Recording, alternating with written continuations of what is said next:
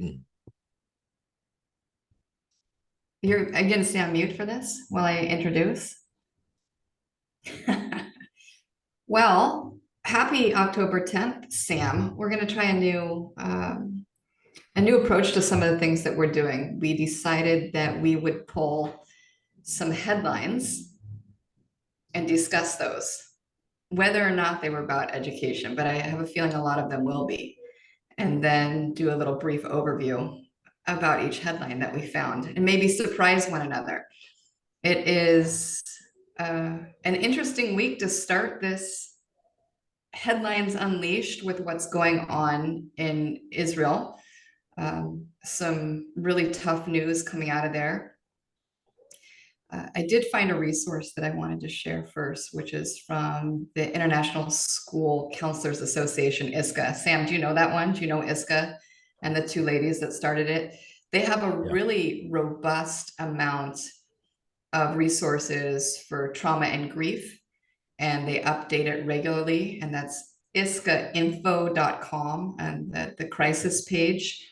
And I see that they have responding to crisis, death, and trauma sections. They have a place about Ukraine, and I'm positive that they're building something about Israel as well. So if folks are looking to learn how to address some of these tough subjects or looking for places to help or get more information, I think this is a nice place for educators to check out. So that's iscainfo.com on the crisis and grief page.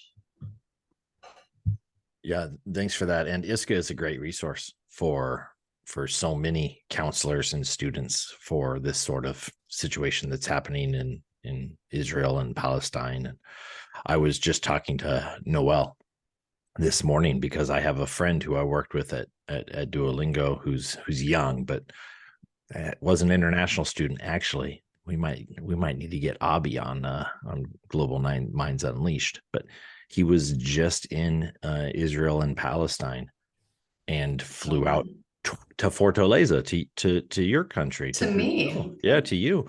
He was just in Israel and Palestine, and he posted a video about his day in Palestine, visiting the birthplace of Jesus Christ, visiting Jericho, the oldest city in the world, talking and going through the checkpoints in and out, and showing the wall that's been built, and talking a little bit about what's happening there from his experience. And he decided to post his vlog, that he does one day before the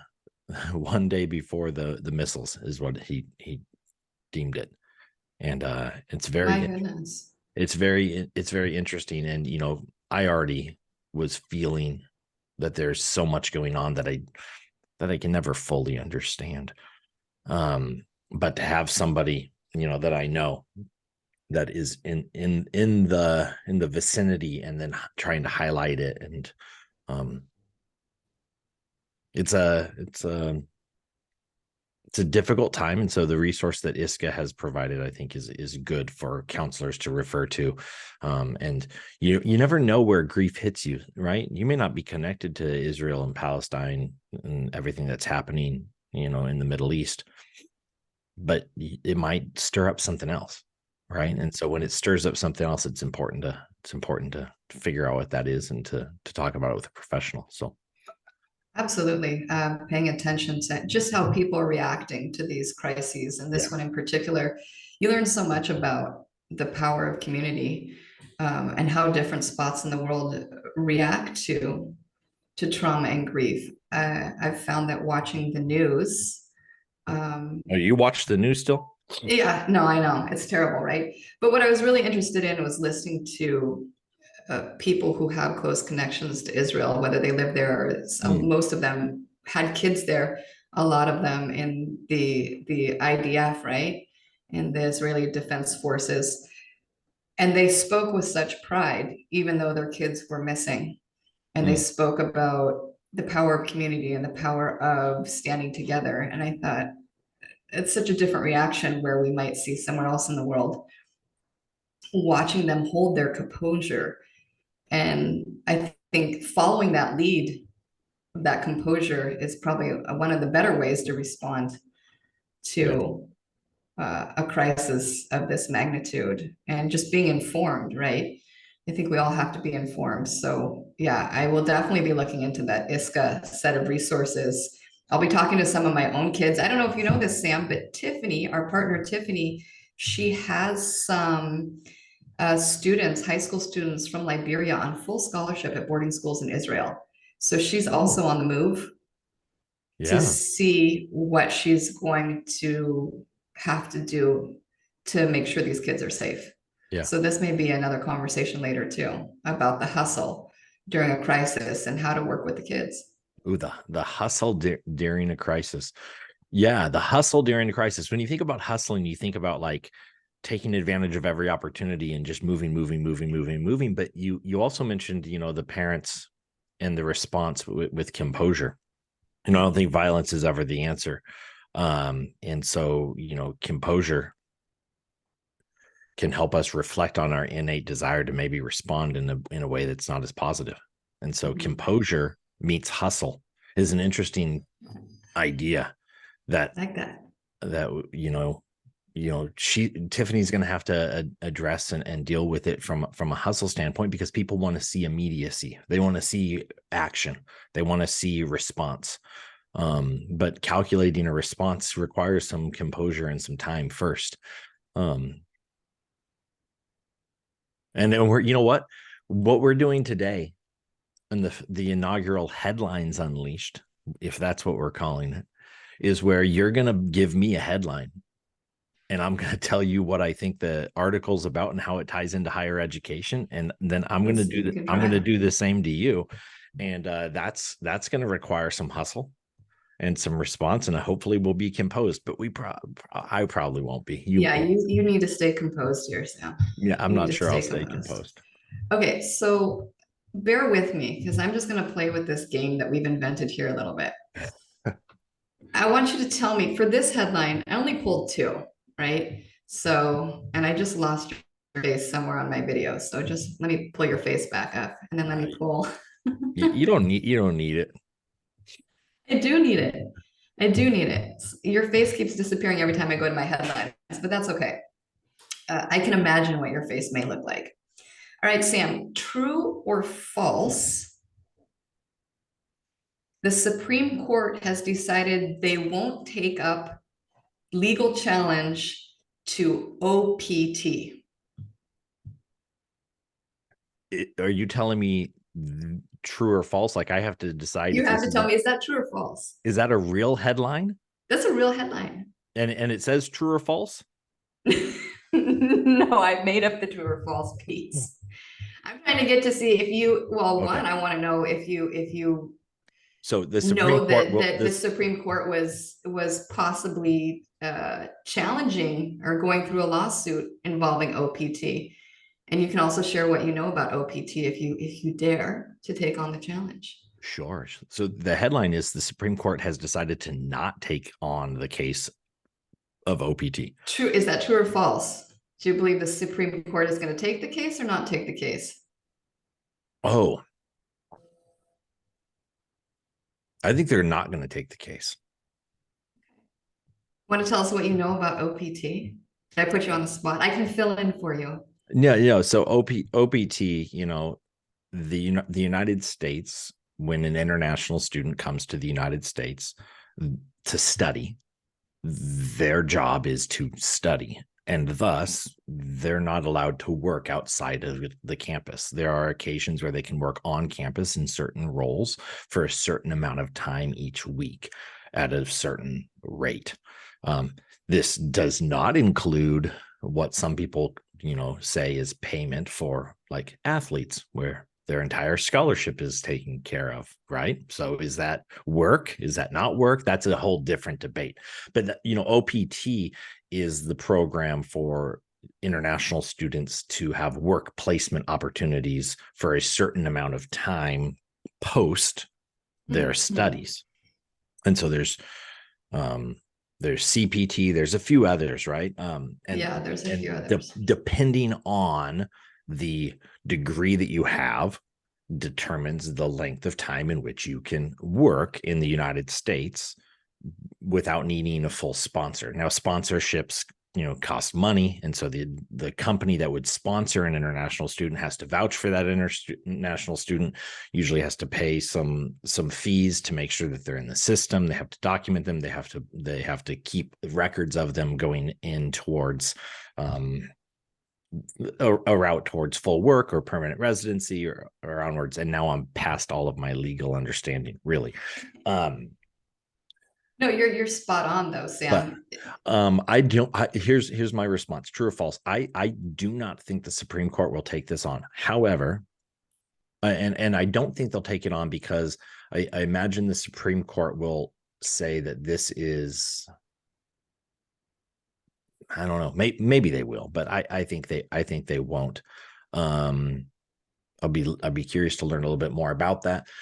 And the reason I think so is this: if they take it on, I don't even know who would be suing, but I would imagine it's based off of something like Canada, Ireland, Australia, elsewhere, where students have, a lot more opportunity to work while studying and a lot more opportunity to work and move towards permanent residency. And so I would imagine that I would see people suing the US government or institutions for not allowing them to work because their counterparts in other countries are able to work more. I would imagine maybe that's it, but I don't know what standing a student would have. And I don't know where this falls in the Constitution for foreign nationals and their right to work. We have the right to, peace, liberty, and happiness. We have, man, it's been a while since I was a history teacher. No, you're on target though. I mean, everything you said is part of this bigger argument. Do you know what's been going on for 10 years? No, I don't, but No, it's been going on for 10 years, and it was the Washington Alliance of Technology Workers versus the US Department of Homeland Security. And the whole idea of OPT was developed during a time when we had a huge shortage of STEM, science, technology, engineering, and math workers. And somewhere along the line, now it's been going on for about a quarter of a century, OPT idea has, right? But what happened, what set this off was the Department of Homeland Security, because they have the power to make changes to this type of thing. They extended it from a year up to from 12 months to 29 months. Yeah. And that's when this fight started, right? The tech workers came along and said, you're taking our jobs away from US citizens. And others said, this is what stimulates the economy. I mean, the numbers are in the billions when we talk about international students coming to. Well, I had it inverse. Billions. I thought it was, I was first thinking that the international students want to be in the United States, and not having enough OPT is the reason that they were the issue. But really it's the people in the United States who are saying that the international students are taking my job. It's always about somebody taking your job. And I think that will always be, I think any country is probably going to hear a little bit about that, even, and you're right when you said that other places became more competitive. So Australia, Canada, that don't have so many restrictions on students staying after graduation, became more interesting to a lot of international students. And again, it stimulates the economy. And now when we talk about things like bringing in more diversity, all of a sudden, all of this is linked, because if we start putting on all of these restrictions, then where are we on the diversity scale? It's interesting to watch how all of it works, but yeah. So what the Supreme Court did is, not only did they decide not to take this case, but they gave a 46-page paper, 46 pages of all the other cases they decided didn't interest them as well. And this was just one of them.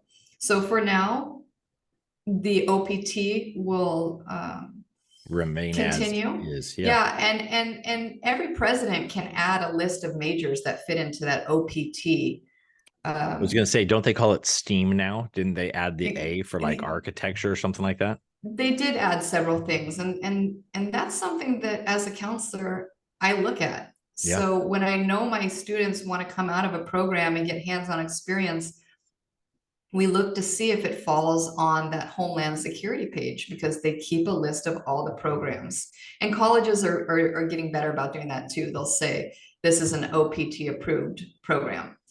I It if makes a difference. if I was president, which will never happen, um, I would make every degree OPT. You would make every degree OPT. Yeah, every degree OPT. And what would you say to the Americans that say now we don't get to have those jobs? There's too much competition for them. Well, I mean, I'd probably have some other restrictions put on in other places to have some protections there, but also you got to keep up with your own education as well. I don't know that I would make everything OPT eligible, but I would say this: one of the reasons that you and I talk about, geoswerving, one of the reasons is the financial implications. Okay. And if you can go to another country that provides quality education for a fraction of the cost, but also allows you to work, and multinational companies are not just in the United States, they have offices elsewhere where you can then make a name for yourself at, you name the company. They're not just in the United States. And then if you're solid there, then you'll be able to get to the United States at some point if that's your end goal.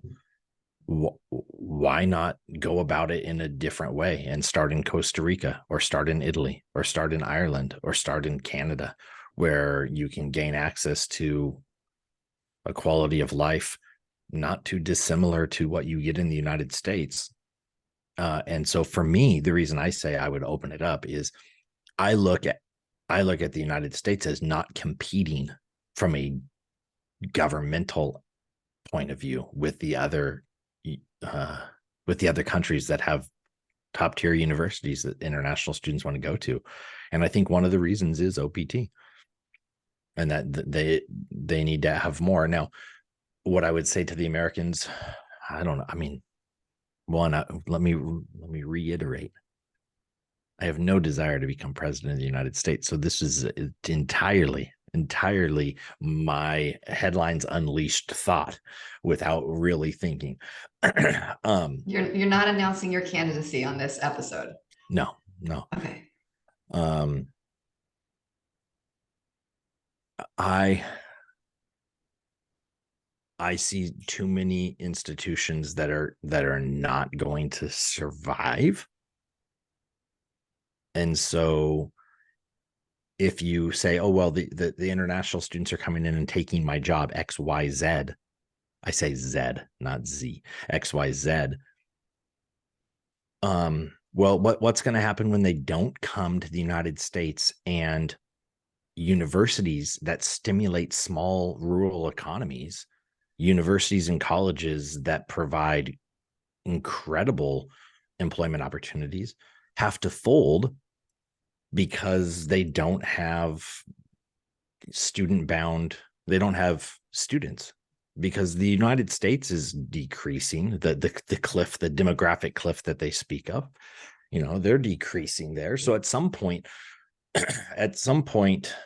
if they come in and take all the jobs, then you've been equipped to figure out some other things. Start a company, hire them. Right? Like if they're taking your job, start a company that your job, you understand it so well. Start a company, start a welding company, start a floor cleaning company, start a window cleaning company, start a tech company, and hire them.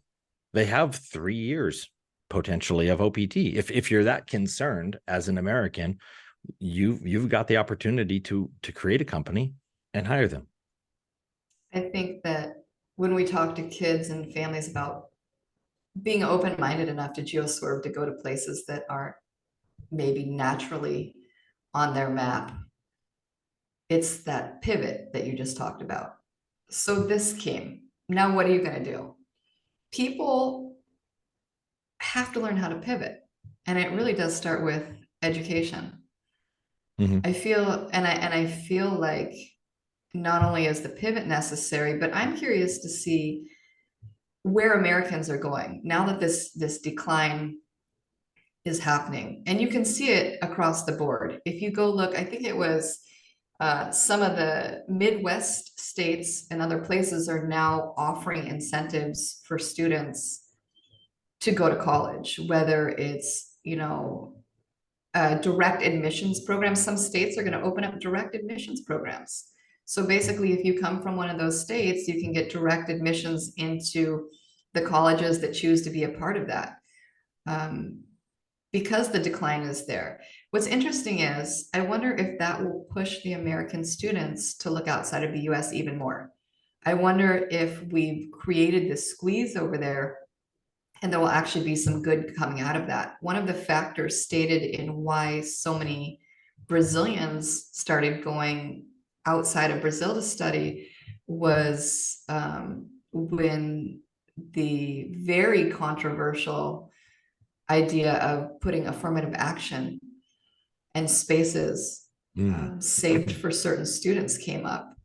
And a lot of people said, well, I'm not going to get that space anymore. Maybe I'll look outside of Brazil.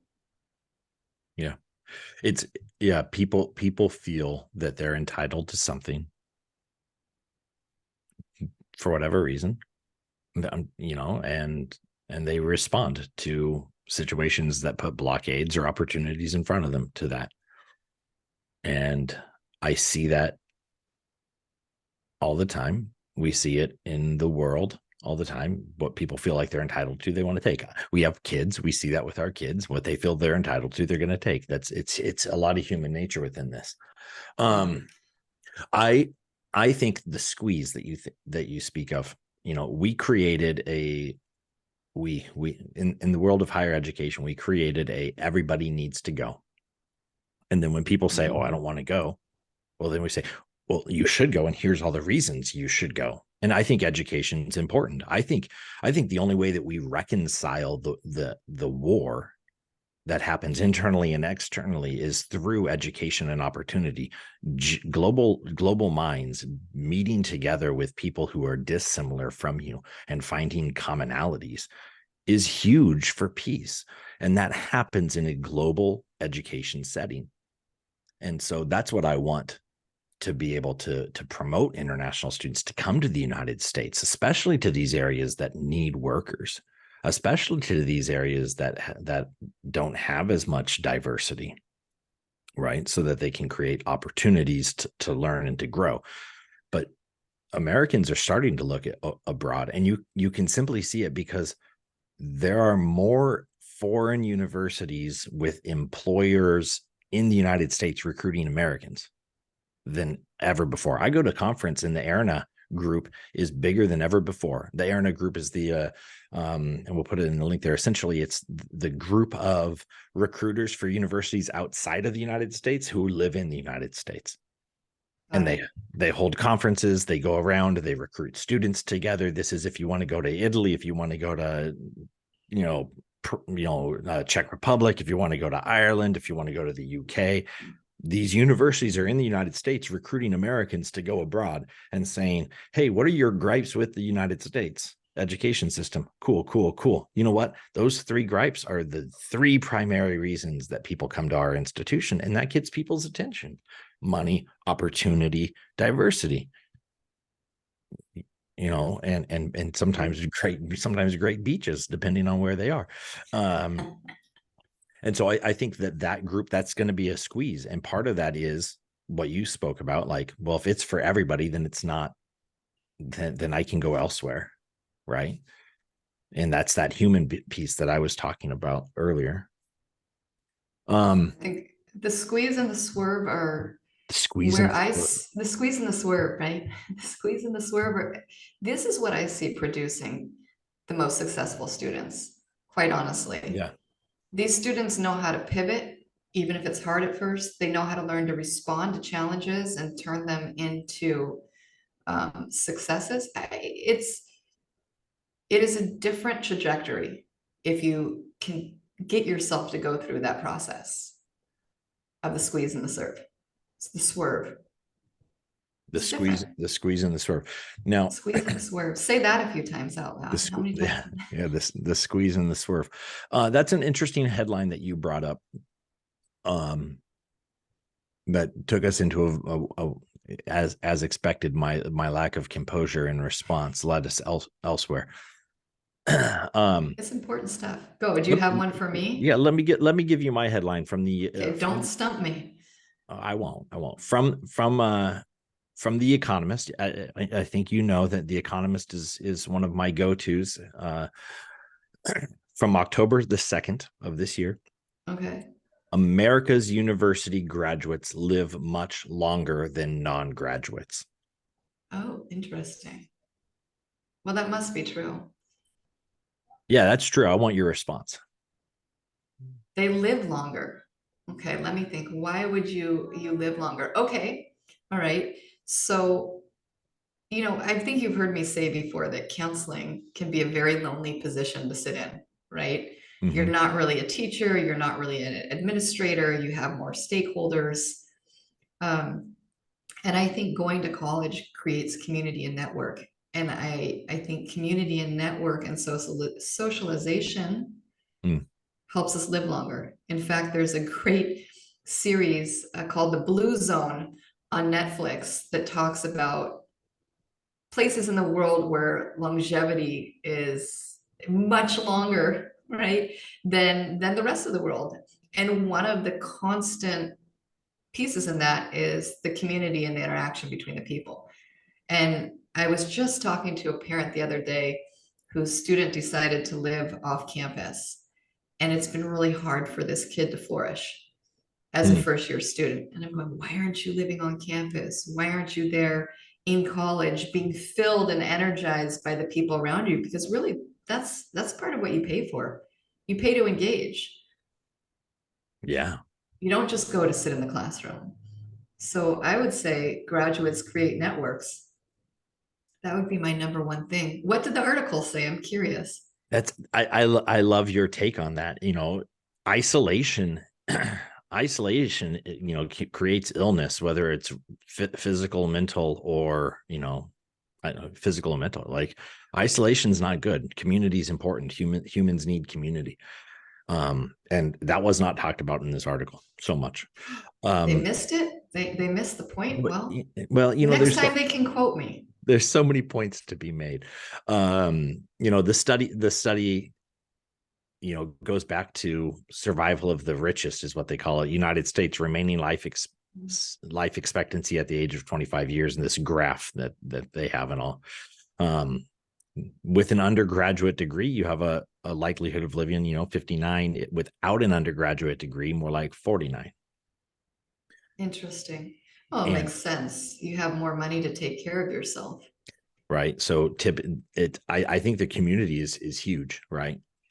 But the final paragraph is important. The authors of this, who previously made waves with their book Deaths of Despair and the Future of Capitalism, speculate that the cause of the divergence is different status.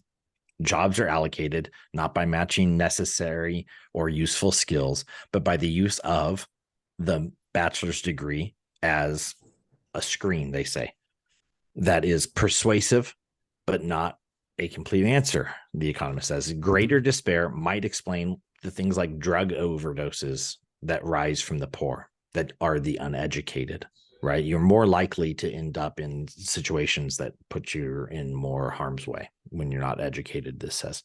But it hardly explains why Americans are 4 times more likely to die in a car crash than people in Germany. And so they I talk feel like about, they drive faster in Germany, though. I, And they I, must just be better drivers. I don't know. as we recently reported, America does not do a good job of keeping their people safe. And so I think that is a very interesting and a politically strong stance by The Economist, to end their article on, to end their article here, is that the United States just doesn't keep your people safe. I think community is probably a better answer, Emily. I think The Economist should probably, have you as a freelancer. I might be just, living in the clouds a little bit, but once you live overseas, you just see things differently. I think so. Right. And one of the things that I would say is going back, when I go back to the States, it's still very consumerist driven. And you have to have this and you have to fit into that box. And there's pockets of the exact opposite of that for which I'm grateful exist. Hmm. But if you come to a place like Brazil and you ask me, I've been here almost 2 decades, people are happy here with very simple lifestyles.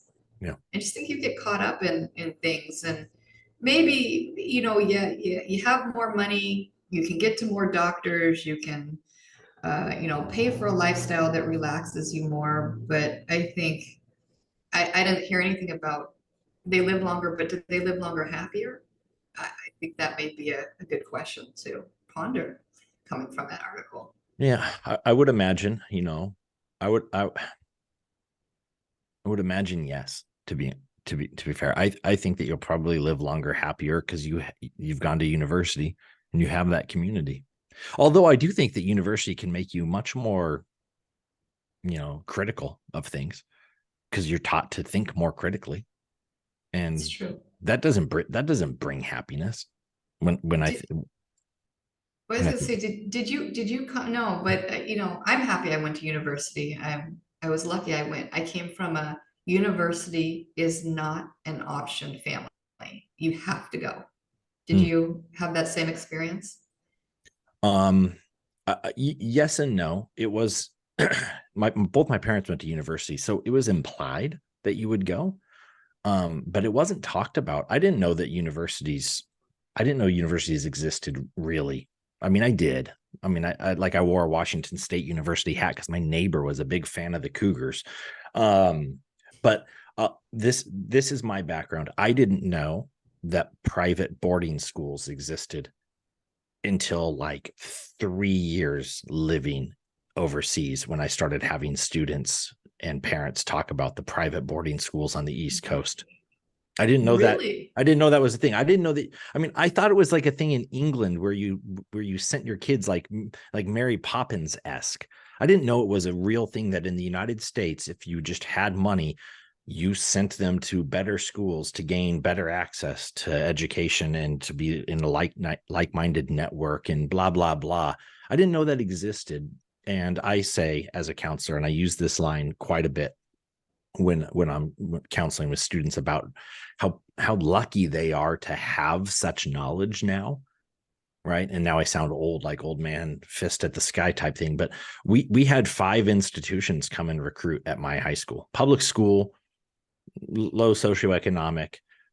If I was going to go to university, Emily, it was my parents said, if you go, you're paying for it. I mean, essentially, like if you want to go. And so we had 5 institutions come and recruit at my school.